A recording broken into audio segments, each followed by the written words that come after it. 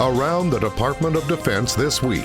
This is your DoD Weekly News Recap. It was the first week on the job for Acting Defense Secretary Patrick Shanahan.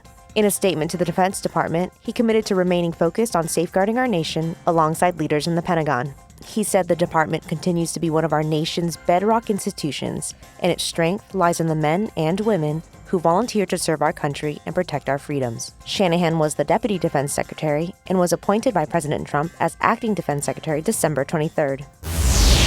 The Alaska Air National Guard is not only on standby in the air, but also in the water, as military members of an air-based fire department trained in water rescue techniques in the freezing waters of Polaris Lake. Once arriving on scene, your primary focus is yourself first as a rescuer. Secondary is the patient, and you as a rescuer have to consistently assess that patient's condition. Service members training in the lake's extreme cold are not always from a cold environment like Alaska. I'm a Florida girl, but we're here at Eielson Air Force Base, Alaska, in the cold but beautiful winter wonderland.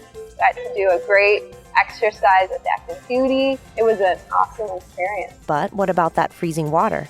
And how to avoid becoming an actual victim. I'd never fallen into freezing water before. I got dressed up in this ginormous suit that kept me very warm.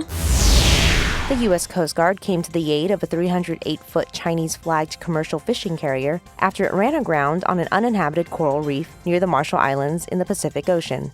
A Coast Guard Hercules aircraft crew from Hawaii responded to a request for assistance, and it arrived in the area making contact with the crew, who remained aboard and were using emergency generator power.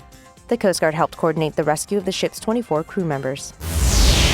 The Navy hospital ship USNS Comfort is back home in port at Naval Station Norfolk, Virginia, after completing its 11-week deployment to South and Central America. The Comfort's crew treated over 26,000 patients and conducted approximately 600 surgeries during stops in Ecuador, Peru, Colombia, and Honduras as part of U.S. Southern Command's Enduring Promise Initiative.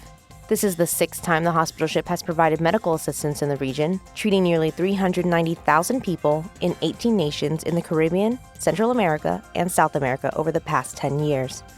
That's your DoD News Weekly Recap. I'm Petty Officer Jen LeBron. For more stories about your military, go to defense.gov.